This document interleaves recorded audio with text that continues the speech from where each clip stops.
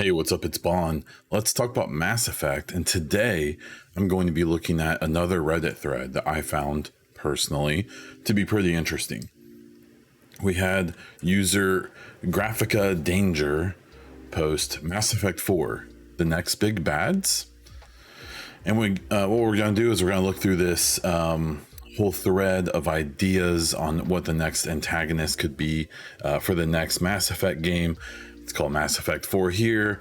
We've had discussions about this. I say Mass Effect 4 because it's good for search results and stuff like that.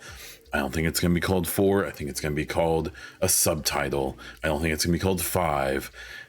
I think we're leaving all that behind, but for the sake of this conversation, we're going to go with 4. We're going to be talking about the next game and who the antagonist could be. My response is in here. I think it's the second one, so we'll talk about that. But we'll start here with the original posters idea. And their idea is to have something that is the same type of threat as the Reapers, but on a similar or even larger scale. So they talk about after playing the trilogy recently, and Andromeda, they mention the Scourge, and I believe OP ends up talking here about having whoever created the Scourge becoming the next antagonist. Now, the assumption, at least my assumption, and if you believe differently, that's perfectly fine, but to each their own. I think the next game is going to take place in the Milky Way. And so when we discuss it, it has to be, we have to be thinking about what threats are we aware of in the Milky Way other than the Reapers. I'm also going off the idea that I believe we are going to be dealing with a destroy canon ending. I am fairly confident in that for various reasons. You can see some of my other videos for more explanation. But this one here, the whole idea of the Ket or some Andromeda force being the antagonist in the next Mass Effect just kind of annoys me. The Ket, the main reason being is I think that they were just the most generic and the most boring antagonist that we've ever dealt with, even more so than the Collectors. I think Mass Effect 2 is a good game. I don't think it's the best one. In fact, I think it's the worst of the trilogy.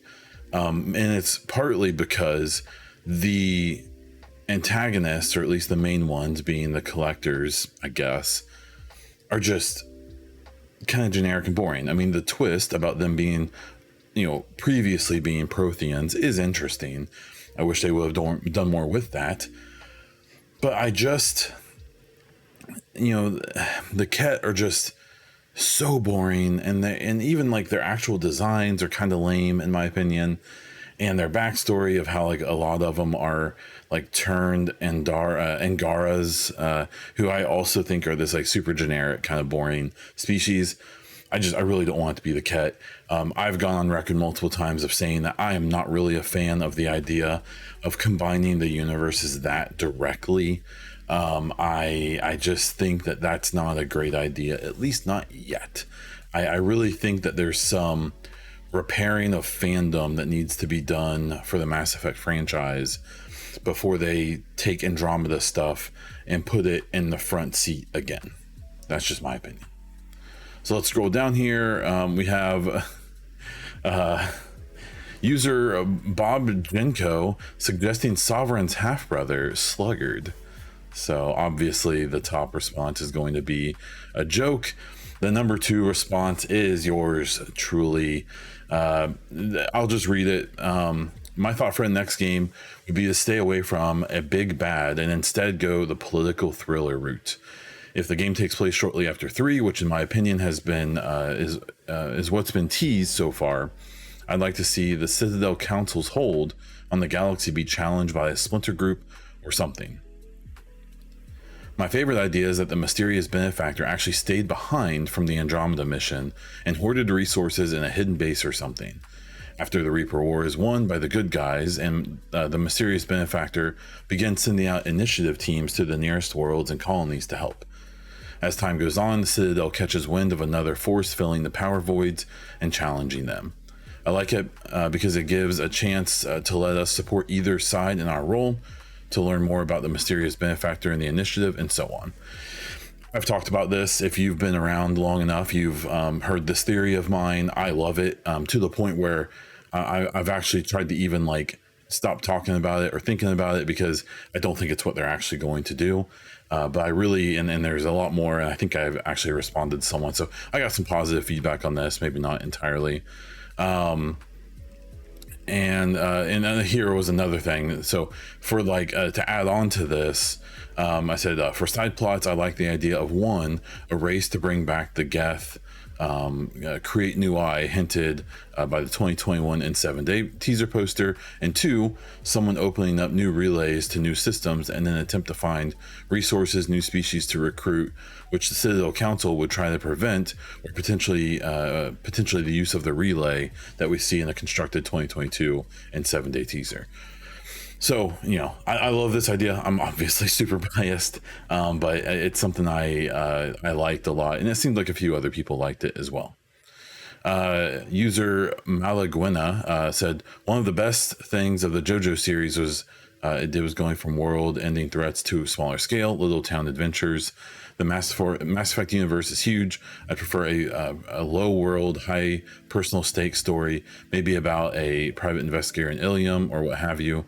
They could toss some hints about a coming big bad danger, but just in the background. The reason I prefer a low stake story is because if everything in the world is a threat, then nothing in the world is a threat. I agree to a point. I think the idea that we're going to get a game that like takes place in like one city on one world in the Mass Effect universe is like borderline naive. I don't think they're gonna do that, and maybe they will. I could be wrong. I don't think that they'll scale it down that much. I have said, and I don't disagree, that I hope that we don't immediately jump into another galaxy-wide threat. It would be cool if the next game is, like I said in my suggestion, a smaller scale, like political thriller of some type, or some type of this power challenge to the Citadel Council by another group. But we aren't talking about like a group that's out there to destroy the galaxy, but instead is out there with smaller goals that maybe directly challenges the Citadel Council and the existing power players in the galaxy. I love this idea. It's another thing to consider is that the same way that humans found their relay and activated it and caused the big kerfluffle, which did the war with the Turians, war quote unquote. Maybe we'll have that happen with another species or set of species. Maybe a new species magically surprisingly shows up after the Reaper War. Everyone freaks out, and it turns out another system activated their relay, and now we get to do that first contact and all of that stuff.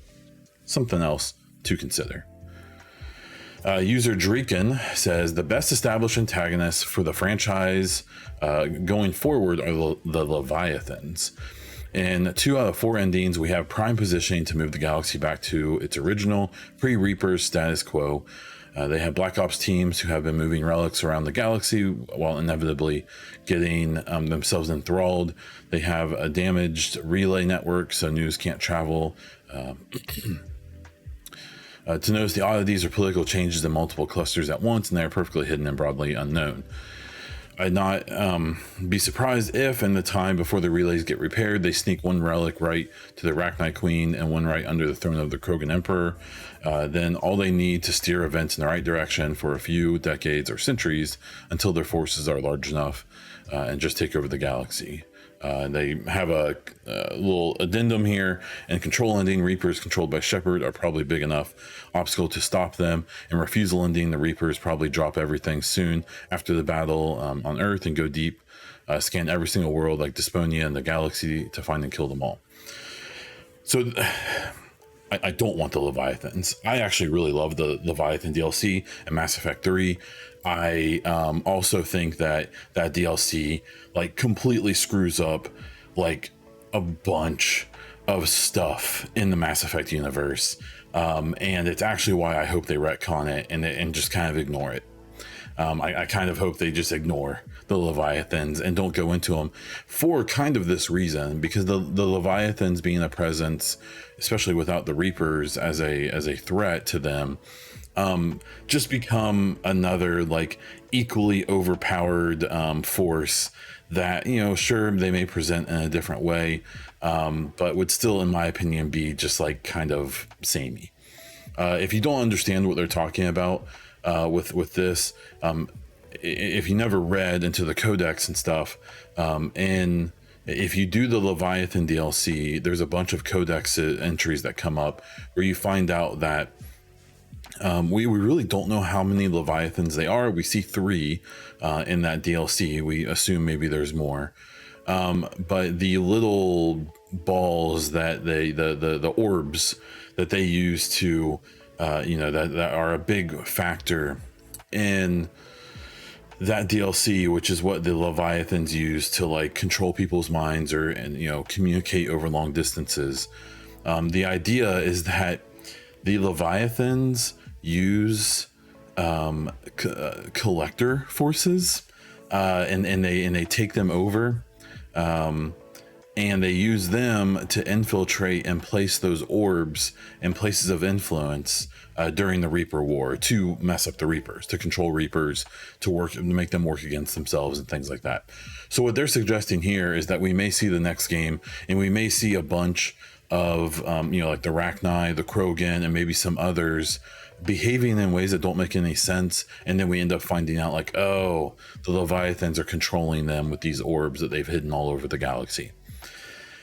Again, it's a neat idea. I'm not going to dismiss it as being a bad one. I think it is interesting, but I think it also kind of shows, like when they talk about all the different endings, the one thing I am sure of is that they aren't going to try to take into account all of the endings, and their own example here kind of shows why they're probably going to do that, because even in this theory, to try to take into account all of the endings, you're talking about these like extremely drastically different world states or galaxy states that they would have to design around and account for.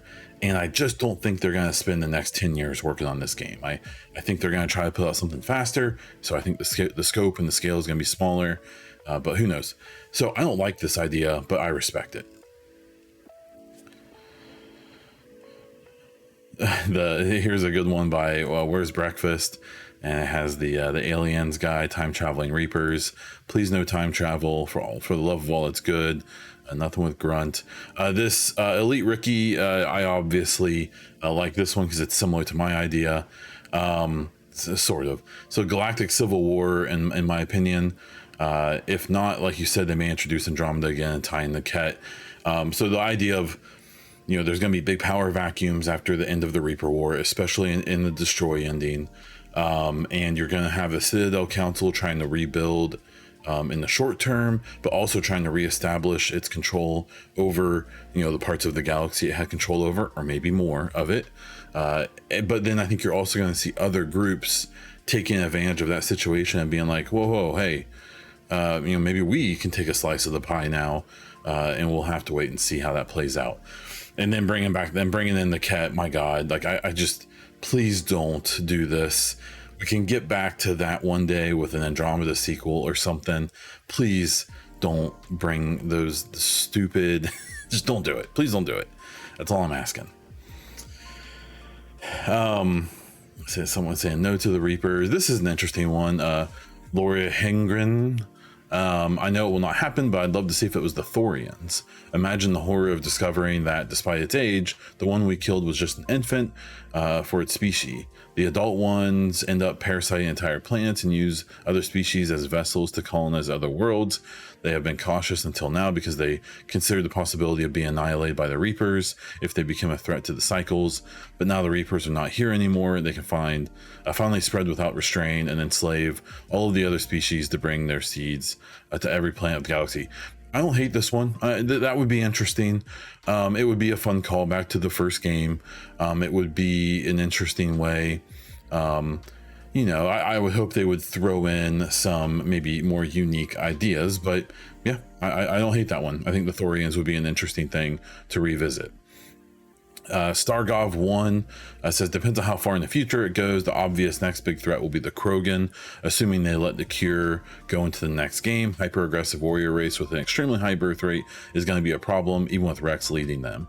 This is something I've thought about as well, because I think there's an existential issue, whether or not Rex is the leader, that the Krogan are notoriously hard to keep under one umbrella. It seems like, they're so tribal and things like that. And so sure, maybe the part of the Krogan culture that Rex is leading may be fine, and maybe cooperative and cool, but it doesn't mean they all will be. And if even a relatively small group breaks off, they can become a huge threat extremely quickly because of their ability to reproduce and their ability to sustain themselves. And so I think the Krogan are an interesting potential antagonist. This could be a part of this whole power vacuum thing, where it could be more of a political thriller idea. My personal thought is that I highly doubt we have one antagonist in this next game. I suspect it's going to be kind of like a galaxy in disarray situation, where we're maybe going to have multiple things that we need to quell, and maybe one of them ends up being a bigger threat than the others. But yeah, the Krogan idea I do not hate at all. This one's interesting. The D Cowboy 60, where they talk about Henry Lawson leading kind of like the remains of Cerberus, with the idea that we never actually see his body at the end of the game, at the end of 3, and that maybe he isn't dead as we suspected or assumed. I don't completely hate it. I really feel like I've seen a lot of people saying that Cerberus will still be around, mostly because of that relay that we've seen in the 2022 trailer, having Cerberus colors on it. My theory is that they were working on that before the war. Cerberus gets destroyed. Now another group has taken it over and is finishing their work. That's my theory. So I don't love the idea of just going back to an old plot line and an old character as the antagonist, but it could be worse, I guess. Maddie Too Fatty, or 2, I think the Reaper is not occupying the space on the edge of the galaxy, dark space. Between galaxies, a foreign galaxy will try to invade. Could be a swarm style like Rachni, or Promethean style conquering alien race. Maybe. I mean, this kind of goes back to the whole idea of maybe the Ket will be there, and it's I think doing something like that is just too big of a jump, in my opinion. I think that there's so much undiscovered about the Milky Way, and there's so many chances for antagonist or antagonistic relationships or potentials for that within the galaxy. I believe in one of the codex entries it says that only 1% of the Milky Way has been explored by the current races in the current time. So in my opinion, there's just way too much potential already there, literally limitless, than to have to do a stretch like this. But it's not the worst idea I've seen. The Junior G Dreves kind of says something similar to the Krogan one before. It says it'd be cool if one of Shepard's Paragon choices comes back to bite him in the butt, such as the Krogan being cured, the Geth potentially being an issue, or the Rachni. The Rachni are kind of an interesting one, but again, we've already kind of gone through that storyline a bit. We have another one for Krogan here. The dark energy thing again, which was originally part of the plot in 2 but got cut. This person here thinks that Cerberus is going to be shoehorned in some capacity. The Ket again, and maybe an Ultron type. The Cerberus thing, like I said before, I don't really want to revisit that exactly, though I will say it wouldn't surprise me at all if we come upon a faction that is eerily similar to Cerberus, and we end up finding out that they are a bunch of the remains of Cerberus who have figured out a way to kind of regroup, but maybe try to be more legit, or to kind of hide themselves and their true intentions, and maybe we do have to go in there and deal with them once again. So I don't know. And, I think it's interesting to look at these ideas. I love seeing these threads pop up because I can make a video about it, and I think it's fun to kind of go through it and talk about them. Let me know what you think. Who do you want to be the next big bad in the Mass Effect series? If you like my idea, if you don't, I'm cool either way. We're all just waiting to find out more. That's why these little speculation videos are fun. And yeah. So if you like this video, hit the like button, comment down below, even if you just say hello.